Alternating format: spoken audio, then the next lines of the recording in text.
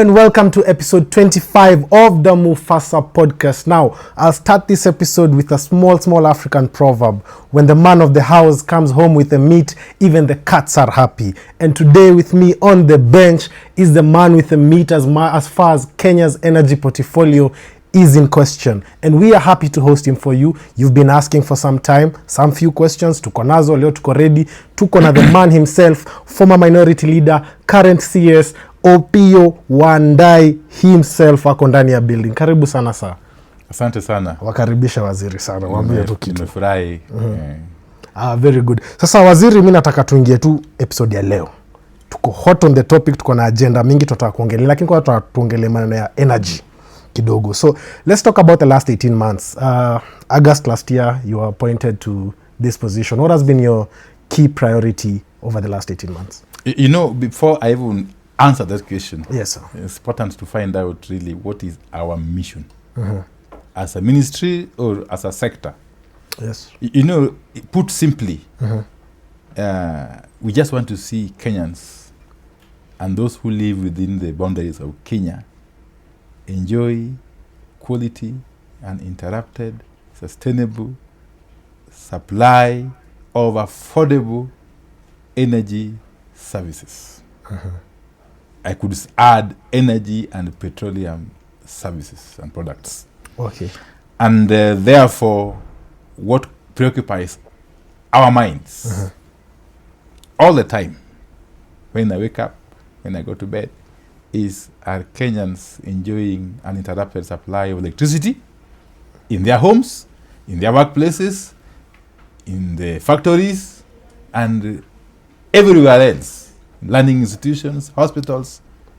Are they able to be sure that the electricity supply is going to continue uninterrupted? But more importantly, is that electricity affordable? Similarly, are Kenyans going to, and those of Kenyans who own vehicles or motorbikes or any other automobiles that use petroleum products, are they going to sleep easy, knowing that when they wake up in the morning and they go to a petrol station, they aren't going to be forced to queue unnecessarily, but above all, they are going to get the petroleum products that they need to use for their mobility. So those are the things that occupy our minds every single day in this ministry. I must say there's a lot of confidence that the last 14 months or so, because I was sworn into office exactly on the 8th of August 2024. So I'm essentially in office 12 months and plus additional 2 months. 15, okay. yeah. By now. So I can say with a lot of confidence that for the last duration of time I've been in the office,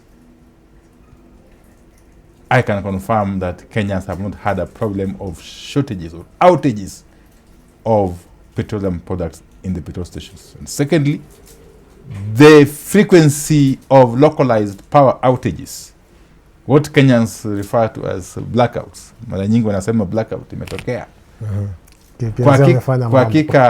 Kwa hakika the frequency ya blackouts, ya outages, ya electricity imerudi chini zaidi. It has significantly reduced. And even in instances where we have those localized outages or blackouts, the response velocity, the speed of responding and restoring power has increased tremendously. And this is notable. It's something that you can ask Kenyans at random and they will tell you for sure. But more importantly, again, we have more or less actually eliminated those national power outages that were common in the past. Yeah. Of course, a number of factors have contributed to this. Yes, ranging from working closely with all the players in the sector, okay, making improvements in our infrastructure, having a motivated team through feedback mechanisms, and so on and so forth.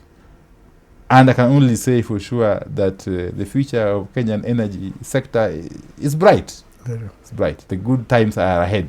Okay, Waziri. Yeah. Now, there's the two things ume raise zenza muhimu sana. Number one, the fact that everyone should get access to it. Yes. To it. That's universality. And then kuna number two, it should be affordable.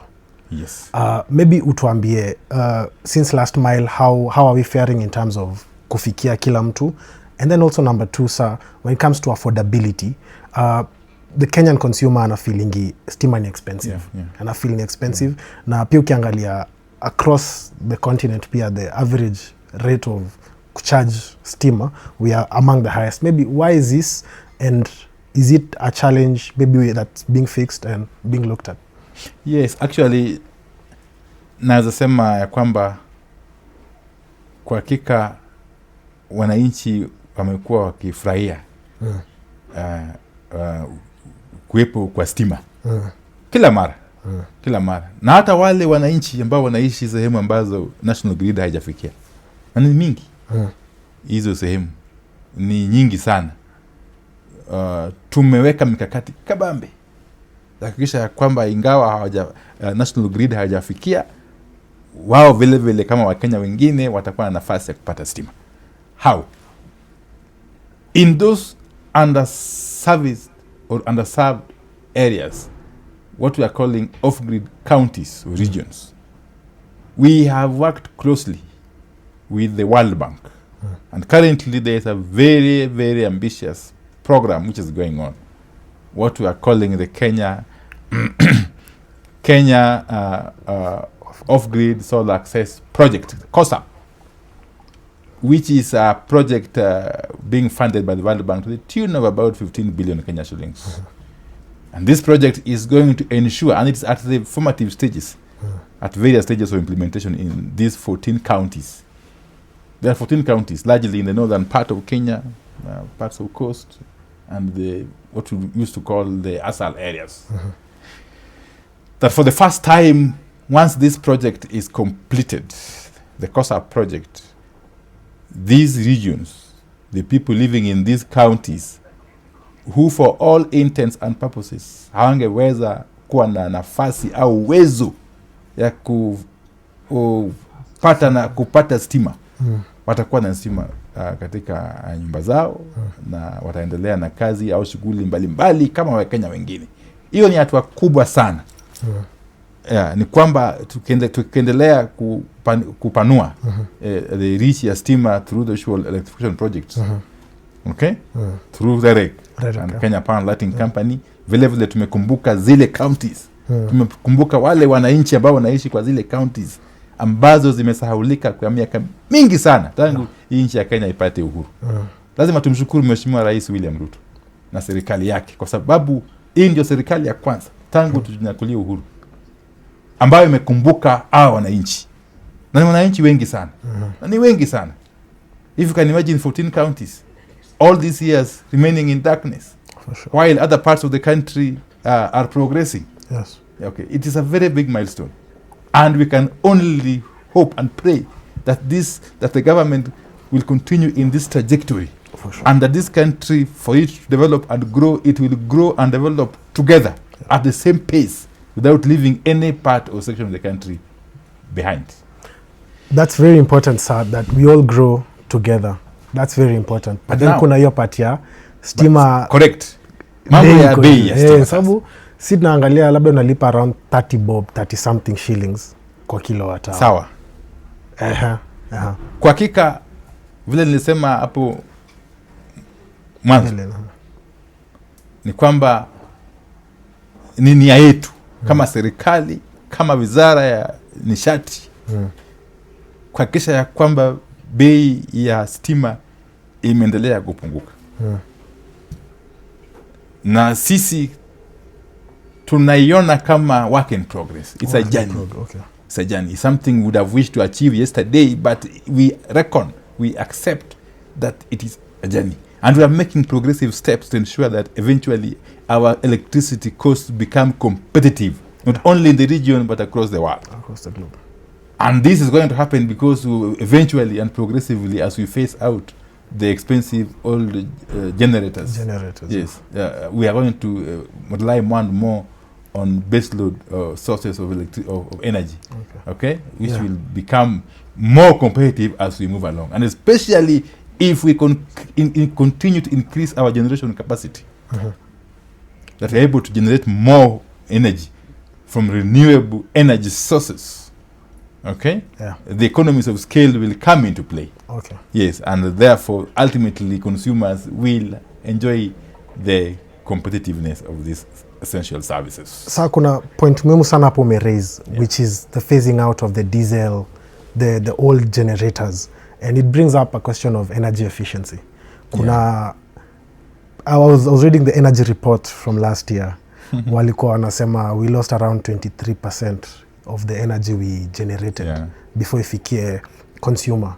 And you know, EPRA transfers the energy cost that is lost in distribution back to the consumer. Yes. So consumer end up kulipa a couple of tens of billions na ni stima hii kumfikia. Maybe what are we doing in terms of using technology or any other solution to bring about a less reduction in system losses, because they are very high at 23% iko juu sana. Asante sana Denzel. Na ni kweli. If it was for us really, if it was our wish, in an ideal situation, we would have wished that whatever electricity we generate from the source, be it Olkaria, be it in Loyangalani, or Kamburu Dam, anywhere else, or Sondu Miriu, that electricity is transported and it reaches the ultimate consumer or destination 100%. If it was our wish. Yeah, for sure. Or if it was in our ability to do so. But again, we must live with reality. Yes. That there are technical and commercial losses that we have to incur along the way. And you've mentioned a figure of 23%, which is true, thereabout. We are working progressively from multiple fronts to ensure that this figure is progressively reduced. That it progressively decreases. For sure. So that Kenyans can enjoy the full benefit of our energy efficiencies. Okay? And how? First and foremost, we are focused on making improvements in our transmission and distribution infrastructure. Because these losses, especially technical losses, occur along the line, transmission lines and distribution lines. The more the distribution and transmission lines age and therefore decay, the higher the losses and the inefficiencies. Okay, and the higher the inefficiencies. So we have invested and we continue to invest through our respective entities, that is Ketraco, Kenya Power and Lighting Company, and indeed REREC, to ensure that we continue to modernize our infrastructure for transmission and distribution. Yes, sir. And in the fullness of time, we are going to get the full benefits of these interventions. Similarly, Kenya Power and Lighting Company has invested in the last couple of years significantly in clearing the distribution and transmission line paths, the way leaves. A number of times we have had cases where power outages happen as a result of disruption of the flow of power by overgrowing trees along the paths. Okay? Which then interfere with the lines, power lines, and the transmission of and distribution of electricity. So this is work in progress, but in the last 1 year or so, a lot of work has gone here, and by clearing these pathways, we have reduced significantly the frequency of outages, but also it is going to contribute eventually to reducing the inefficiencies. For sure. Or the losses, what we call the technical and commercial losses. Commercial still is a problem, of course, because a number of users or consumers of electricity, especially those living in built-up settlements in our cities and towns, have continued to do what we call illegal connections with electricity. something that first and foremost is very, very dangerous, okay, to their safety and health. But more importantly, something that bleeds Kenya Power and Lighting Company is expected revenues. It leads to massive losses of revenues. Revenues that would have gone into Kenya Power and would have helped Kenya Power to invest further in the improvement of its infrastructure, systems, and assets. Yes. So it's a vicious cycle. Yeah. And it behoves all of us, Kenyans, leaders, consumers, to continue to champion responsible and safe use of electricity services. So one thing I like about what you've said in the run-up to this question is that the future for Kenyan energy is as bright and it's in ahead. Now I look at solar and I look at the amount of irradiance we get. It's definitely a lot of potential to scale up. You've talked about COSAP and the role it's playing to get to the last mile, that person to mwisho. Maybe kindly tell us, when we talk about taking communities through solar and grids and mini grids, for people who live in urban centers and wao wamezoea stima ya waya inakuja, what does it look like? What are we talking about? Unajua Denzel, stima ni stima. Sawa, stima. Iwe ni stima ya solar, iwe stima ya kutoka kwa hizi mambo mengine, ni stima. Au iwe stima ya wind, ni pepo, si ndio? Bado stima. La muhimu ni kwamba solar energy imekuwa very useful to us as a country in terms of ensuring that wale ambao wamekuwa wakisaulika miaka mingi wameinuliwa wafike kiwango cha watu wengine kwa ajili ya kupata stima kwa matumizi ya kawaida. Kwa hivyo solar ni muhimu sana. Lakini sisi kama wizara na kama sekta tunafanya ile kitu inaitwa balancing act, delicate balancing act. Unajua solar mara nyingi kutegemea kama jua iko juu au hapana. Kwa hivyo solar pamoja na wind ni zile sources za electricity ambazo tunaita kwa lugha ya kimombo kwamba ni intermittent. Intermittent ni kumaanisha ya kwamba hauna hakika ya kwamba zitakuwepo kwa wakati wowote. Kwa mfano wind power ikifika usiku mara nyingi iko zero, imeisha. Vile vile solar giza ikitokea kuisha. Vile wind power pia mvua ikaanza kunyesha. So they are intermittent sources of energy which are obviously useful and important, but we cannot, as a matter of strategy, depend on them 100% for purposes of establishing a robust and sustainable national grid. And that's why we continue to stress on a mixed grid. A mixed grid. Yes, that is for us Kenya we're lucky because we have got immense resources in terms of geothermal. Yes, we have got hydro, so our massive water bodies. Okay? Yes. So geothermal is going to continue to be helpful in terms of baseload. To some extent hydro, even though occasionally we also have droughts, but hydro is still very reliable compared to wind and solar. Okay? We are still using thermal sources, about 7% or so, coming from thermal sources, the so-called generators, diesel and the rest. We are phasing them out systematically. And by the year 2030, it is our hope that we shall have been able to attain 100% energy transition. Waziri, we're still looking at the future. Tuendelea kuangalia tu mbele zaidi. Yeah. And I was looking at some statistics before I came in here. Nuclear energy at the turn of the century contributed to only 6.5% of global energy production. Imepigwa vita yake. Right now it's contributing to 5% of global energy production.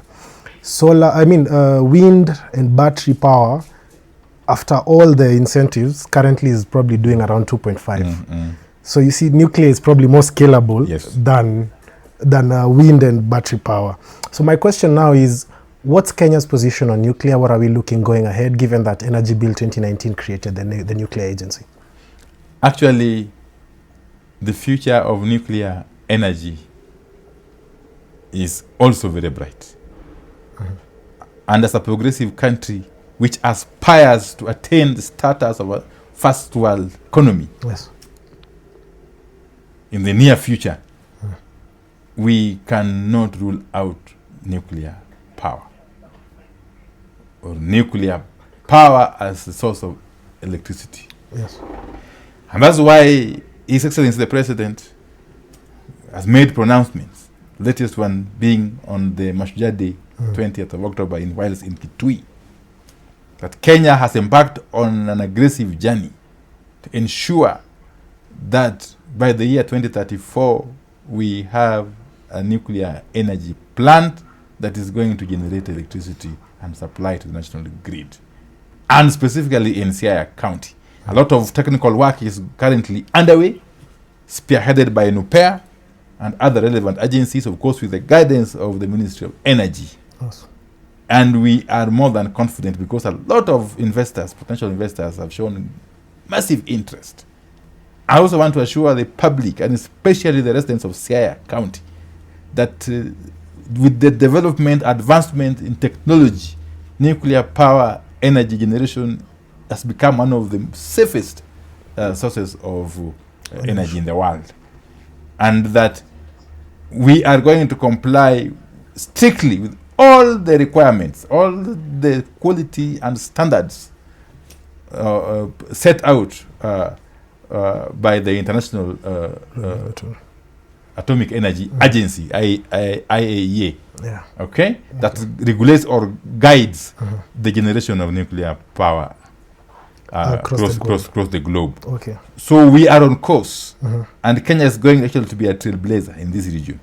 Yes, Kenya has always been number one in many respects. Yes, for sure. Yeah, if you can recall, for sure, in the geothermal sector, we are the topmost people country in the region. We are going also now to be the pioneers in nuclear energy generation, and therefore we can only say thank you to President William Ruto for being bold enough, because what has lacked over the years is leadership. We have always had the potential as a country, for sure, to scale up our geothermal energy production. We have always had the potential as a country to establish nuclear energy generation. But there's always that perception in the mind of people, sir, that nuclear is quote unquote dangerous, it's toxic, could result. And precisely, that's why I'm saying the place of leadership in this matter is very crucial. You require leadership that is bold enough, that is candid enough, that can face up to its people, that can look at the people in their eyes and tell them for sure this propaganda about nuclear energy being dangerous is something we should forget about. Is that the future of this country, if it is to industrialize and to catch up with the first world countries, is to adopt new technology, is to walk paths which have not been trodden before. Okay? Yeah. That's about leadership. Trailblazing, for sure. One thing I agree with you, Waziri, is that nuclear definitely has a huge significant load to play in the future. But we're looking at also, let's look at some other field at e-mobility. E-mobility is currently doing less than 1% of the grid, but it has a very bright potential future. It's creating jobs with the drivers, it's enabling e-commerce, it's enabling a whole new industry of battery-powered spaces.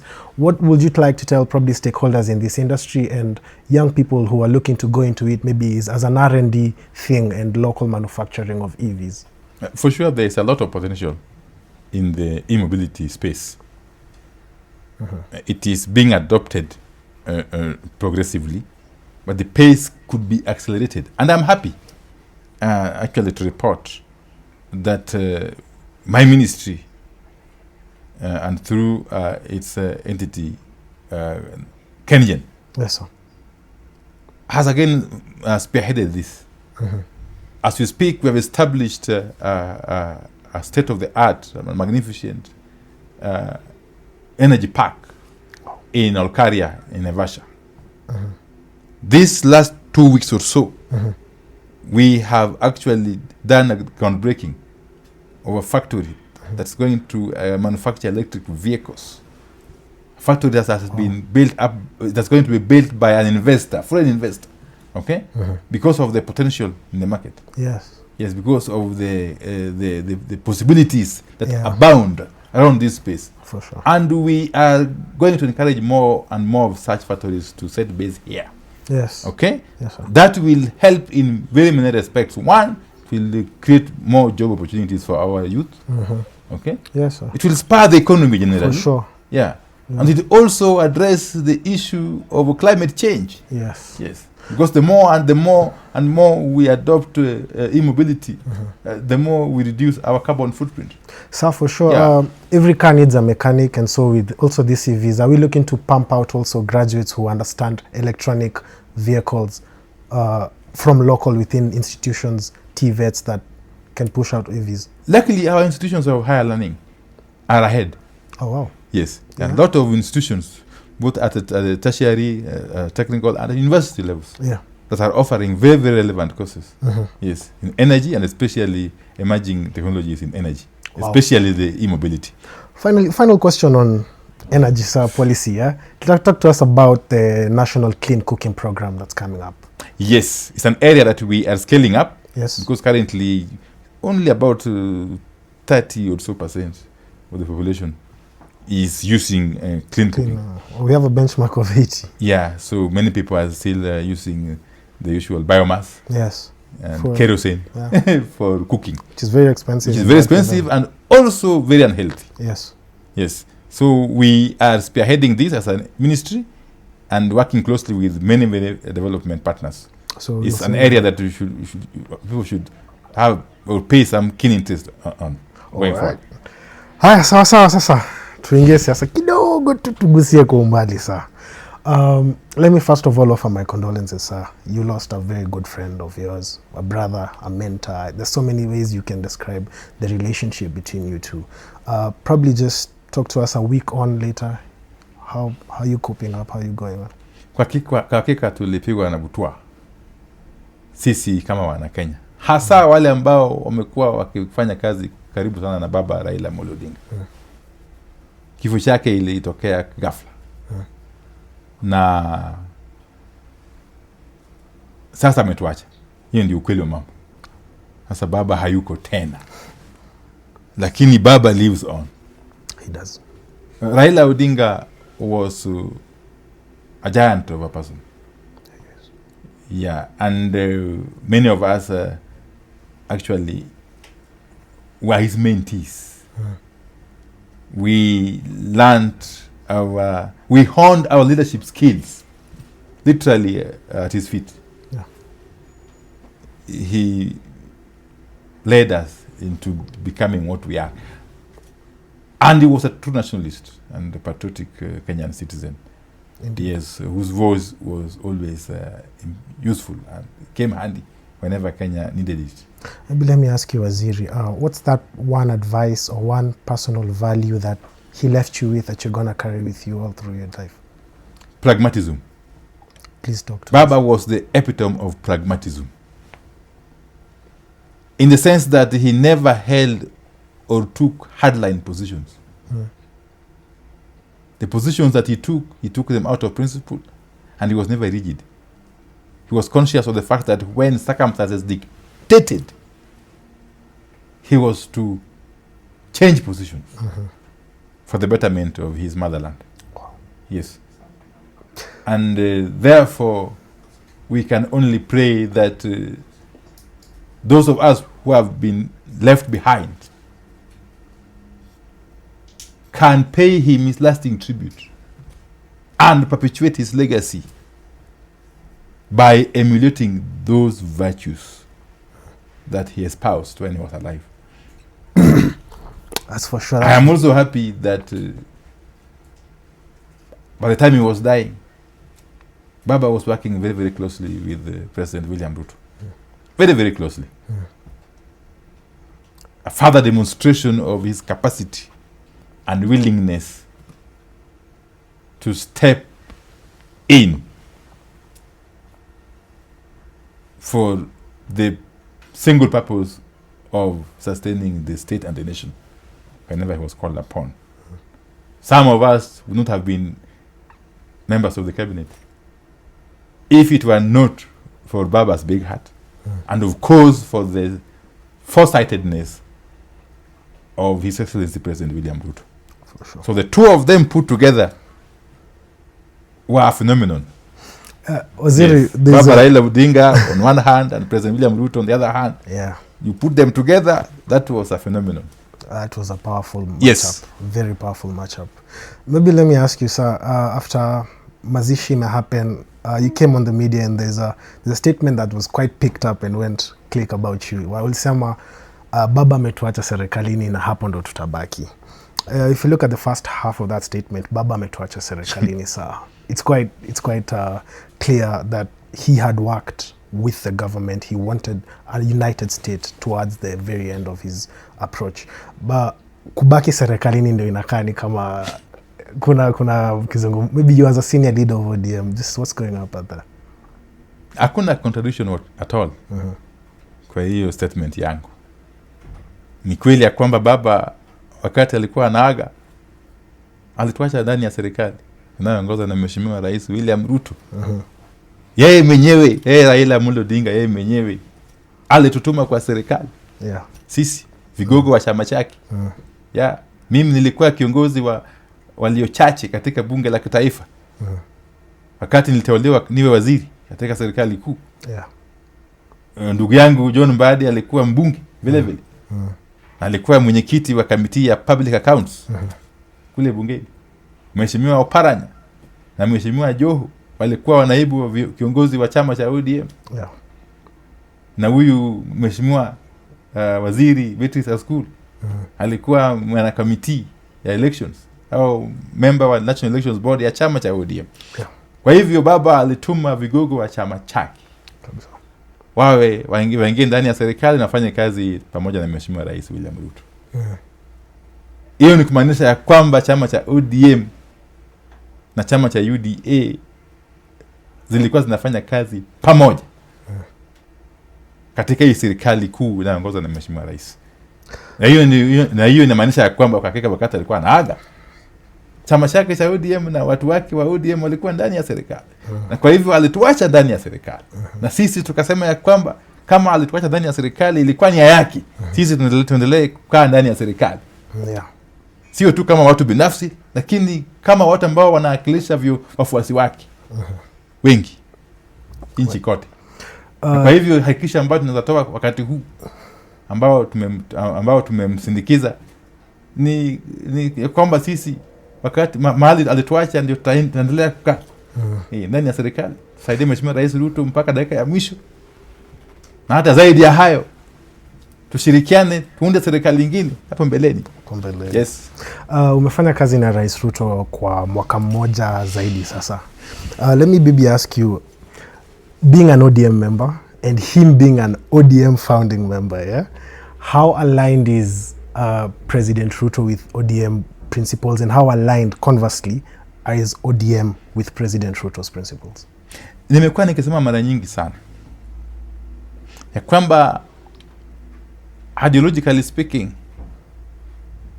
Mheshimiwa Rais William Ruto ako very very close to chama cha ODM na wanachama wa chama cha ODM.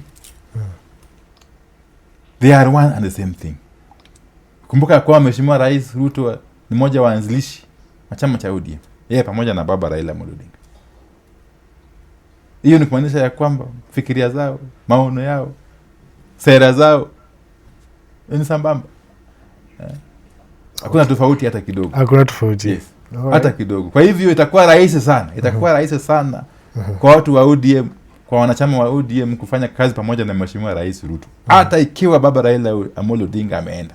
Ukweli. Itakuwa rahisi kabisa. Na sasa na Mheshimiwa Rais Ruto anaelewa zaidi chama cha ODM na wanachama cha ODM hata kuliko watu wengi ambao wako ndani ya ODM. Yes. Waziri, labda nikuulize kwa sababu tunaenda tukimalizia pale last appearance ya baba pale Machakos, kuna watu wanatoa video wanasema, "Mbona hapa baba alisema mambo ile pata anasema watu waangalie kenye chama ili waliandikiana. We ni wakili, we ni mtu uko ndani ya ODM, unaelewa roho ya baba hadi akili yake mlikuwa kitu moja. Labda we fafanulia watu ambao wanaweza potoshwa sasa hivi. Baba alikuwa anamaanisha nini akisema watu wazingatie ile mkataba? Kuna ile kitu mawakili wanaita letter and spirit. Yes. Usiangalie tu maandishi nasema nini. Lazima uende nyuma ya maandishi na ujiulize spirit ya hii maandishi ni nini hasa. Hiyo ni kwanza. Hiyo maandishi, especially hiyo MOU baina ya chama cha ODM na chama cha UDA. Yes. Ilikuwa na mambo kadhaa. So called 10-point agenda. Lakini nyuma yake ilikuwa ishara ya kwamba hii uhusiano, hii ushirikiano utaendelea. Utaendelea. This has been kudumishwa. Ukabisa. Yes. Na vile kuna yale maneno ambayo yanatoka kwa mdomo ya mtu. Na vile tuko na body language ya mtu. Lazima uangalie haya mambo mawili pamoja. Okay? Yeah.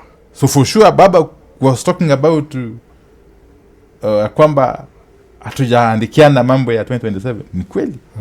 Lakini the spirit underpinning the 10-point agenda, the spirit underpinning the MOU between UDA and ODM, can you combine it with the body language of Baba and the body language of President William Ruto and the body language of wafuasi wao sugu kama sisi?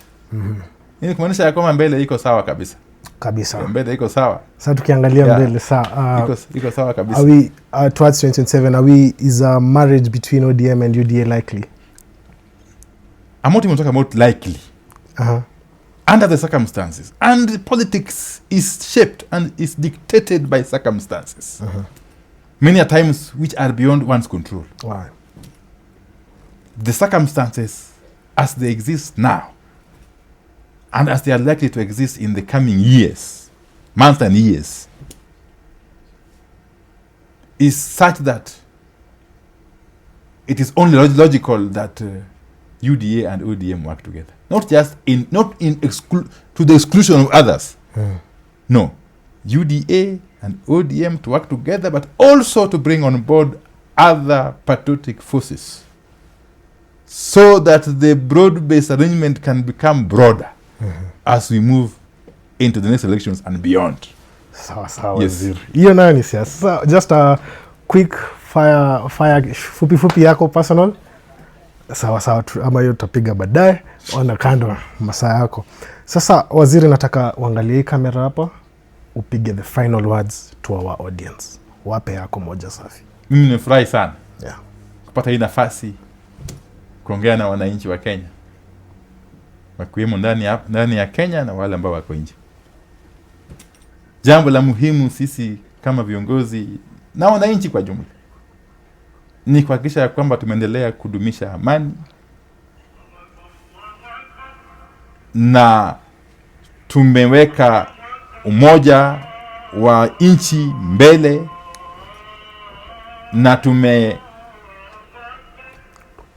kazi pamoja, tukiwa pamoja, na tumeunga mkono serikali na tumesaidia serikali kutekeleza yale ambayo inafaa itekeleze ili Kenya isonge mbele.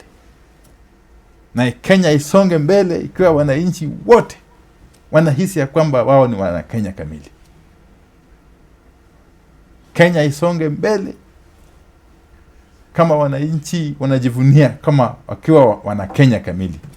Na lazima tumshukuru Mheshimiwa Rais William Ruto kwa kufungua ukurasa mpya kwa mambo ya uongozi wa nchi hii, kwa kuleta watu wote pamoja na kuwezesha wananchi kuona serikali kama serikali yao. Kwa hivyo tuendelee mbele tukiwa tumeshikana, tukiwa tumeungana vile tumeungana wakati huu. Asante sana waziri. Yangu episode 25 tukimalizia ni kusema tu haya. Sometimes things are never quite clear.